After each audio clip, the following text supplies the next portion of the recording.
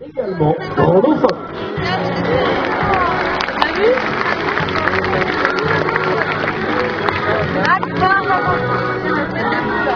Cinq représentants de l'espèce des grands dauphins vont nous guider tout au long de cette fabuleuse découverte. Laissez-nous vous les présenter. Alors, nous allons commencer sur la droite où nous avons Cécile et Antan. Voici Cécile, c'est un mâle de 25 ans. Il est accompagné d'Antan, une jeune femelle qui, elle, est âgée de 8 ans.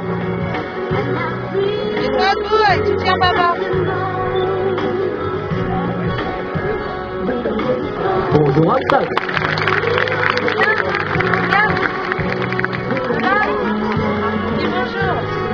Alors sur la gauche, j'aperçois Tia qui va arriver, voilà. Bonjour Tia. Tia est une femelle âgée de 18 ans.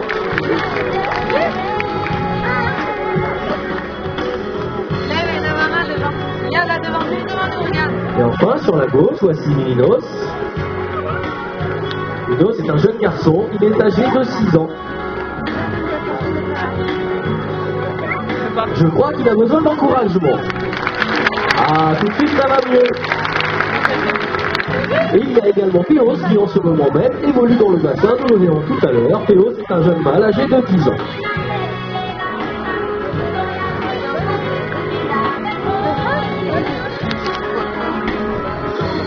Les dauphins ont de tout temps fasciné les hommes, par exemple concernant leur vie sociale. On sait déjà qu'ils sont capables de s'interpeller et de communiquer à distance en utilisant leur corps.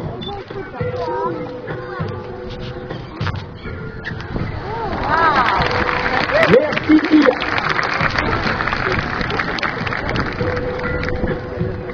Ils peuvent aussi manifester leur mécontentement en claquant des mâchoires ou au contraire créer des liens privilégiés en se touchant les nageoires.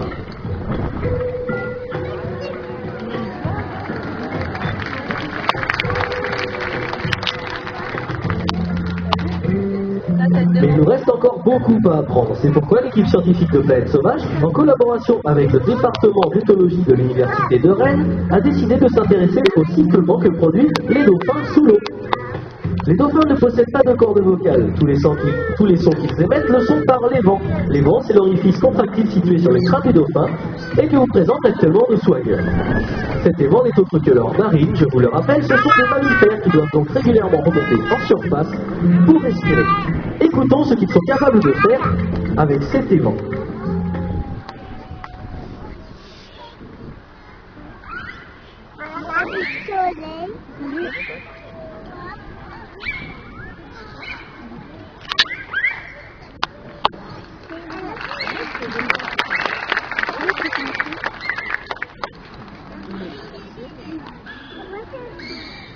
Mesdames et messieurs, les chœurs de la Cité Marine.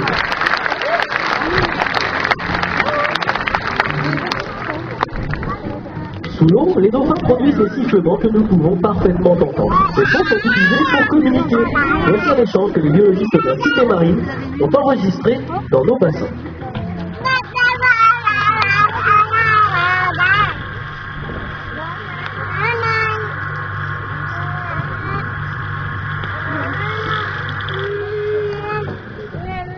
La Cité Marine est un lieu d'échange et de rencontre entre scientifiques, soigneurs et bien évidemment dauphins. C'est le fruit de ce travail que vous contemplez en ce moment. Chaque jour ont lieu 4 à 5 sessions d'apprentissage.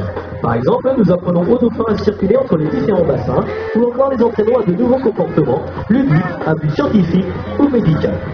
Afin de contrôler l'état de santé de nos animaux, nous pouvons leur demander de participer librement à des examens médicaux. Nous pouvons ainsi contrôler l'état de leur bouche et de leurs 90 dents, comme vous pouvez le voir en ce moment même.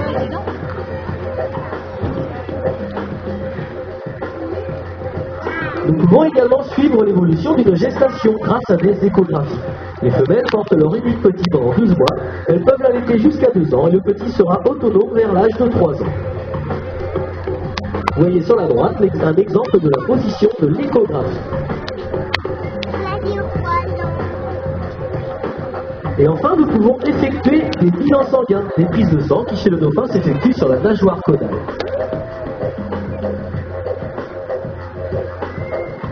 Comme vous pouvez le voir, les dauphins restent calmes, mais pour en arriver là, il nous a fallu beaucoup de temps, de patience et de travail. Alors je crois qu'on peut applaudir bien fort.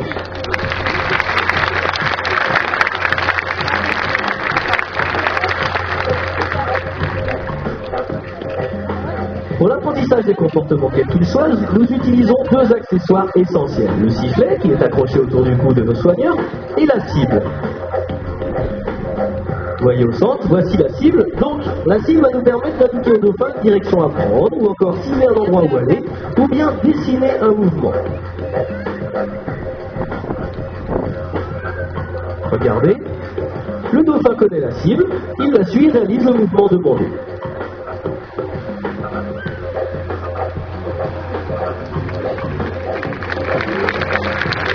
Peu à peu, regardez, à gauche, la main va remplacer la cible. Voilà, merci Minos.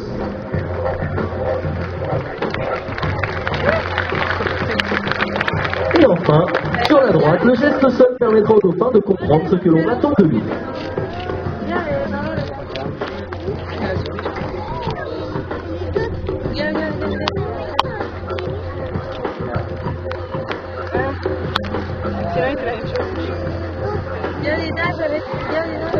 Bravo, c'est Sol.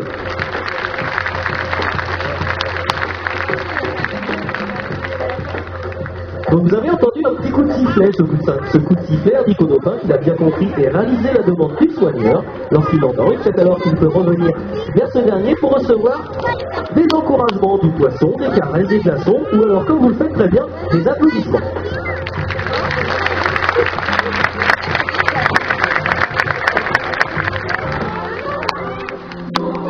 À Planète Sauvage, nous passons beaucoup de temps à étudier, observer, nager, jouer, plonger avec les dauphins. Ainsi, nous instaurons une relation de confiance avec eux, indispensable lors des apprentissages.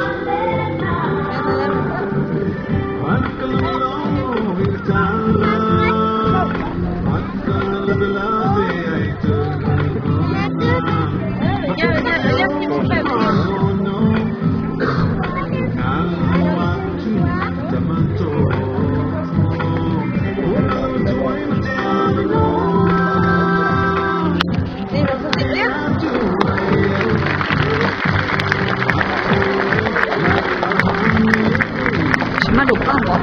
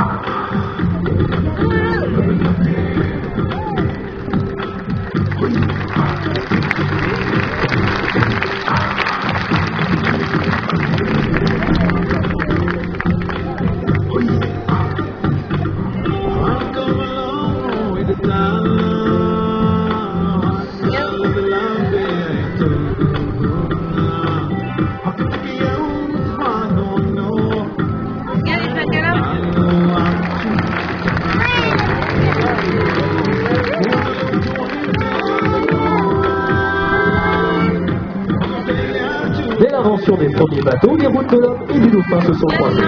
Les Grecs anciens racontaient déjà comment Télémaque fut sauvé de la noyade par un groupe de dauphins.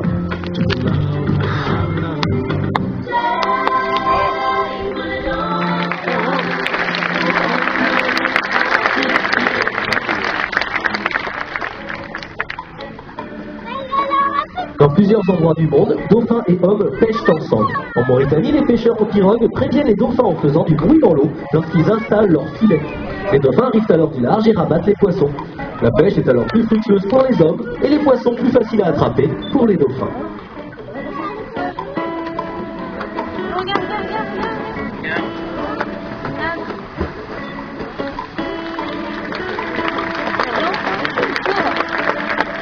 dauphins se nourrissent de calamars, méduses, mais surtout de poissons qu'ils chassent grâce à leur formidable adaptation au milieu marin. Ce sont de puissants nageurs capables de poursuivre leur proie à plus de 30 km/h.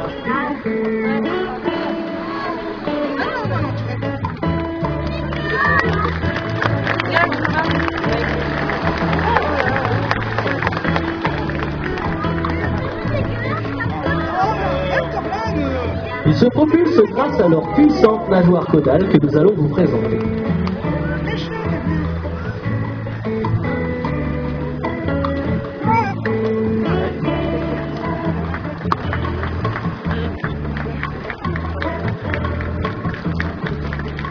Les poissons tentent souvent d'échapper au dauphin en changeant brutalement de direction, mais le dauphin est également capable de tourner grâce à ses nageoires pectorales. Regardez au centre, elles sont très mobiles.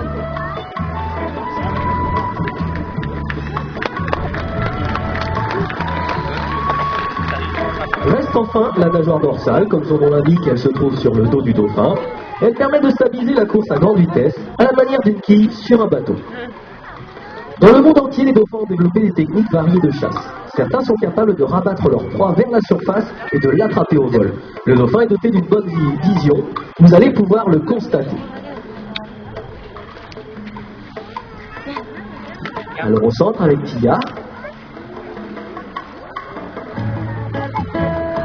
avec Théos et avec Abda. Merci pour cette démonstration.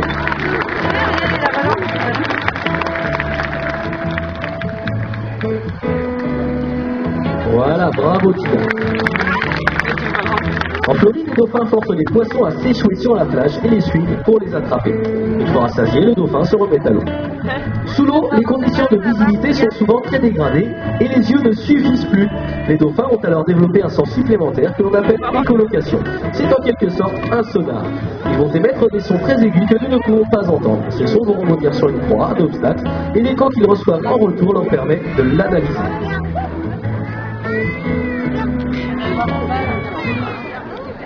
Mais désormais, la pêche est devenue industrielle et les hommes ne partagent plus leur prise avec les dauphins. Pire, les bateaux-usines vident les océans. Plus proche de nous, on trouve sur les plages des débris de cordes ou de filets qui vont constituer des pièges mortels pour les jeunes dauphins ou les tortues marines. Un simple sac en plastique va trop souvent finir sa course dans l'estomac d'un dauphin ou d'une baleine qui sera alors incapable de continuer à s'alimenter. Bien trier nos déchets et les limiter, c'est aussi aider les dauphins. À la plage, n'hésitons plus à ramasser ceux qui traînent. Comme vous le prouvent actuellement nos amis, le plastique est indésirable dans les océans.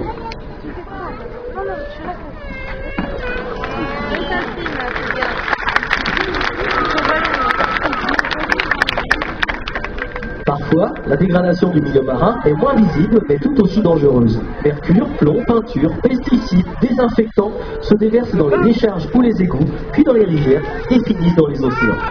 Ces polluants s'accumulent dans les graisses des mammifères marins et sont transmis aux petits par le lait maternel. Ils sont alors beaucoup plus faibles, ils auraient pour moins de chances de survie. Voyez nos dauphins, nous vous en faut une bien triste démonstration.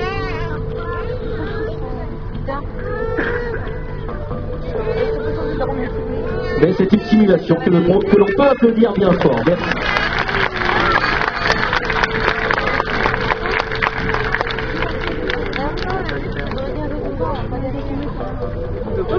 Alors, en utilisant dans la maison des produits biodégradables ou dans son jardin des méthodes plus naturelles, chacun peut bien sûr contribuer à améliorer cette situation. Nous partageons la mer avec des animaux qui y vivent depuis très longtemps.